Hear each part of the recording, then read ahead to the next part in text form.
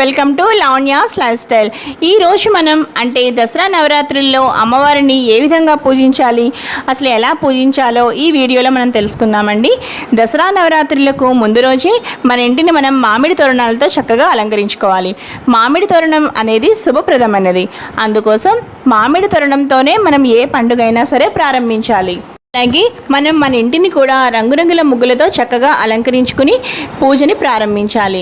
అలాగే మన పూజా మందిరాన్ని కూడా చక్కని పూలమాలలతో మామిడి తోరణాలతో చక్కగా అలంకరించుకున్న తర్వాత ఏదైనా ఒక అమ్మవారి పటం తీసుకుని అమ్మవారికి చక్కగా మనం బొట్టు పెట్టి, అలాగే పూజ చేసుకునేవారు చక్కగా బొట్టు పెట్టుకుని పసుపు రాసుకుని అమ్మవారి పూజకు మనం చక్కగా కూర్చోవాలి.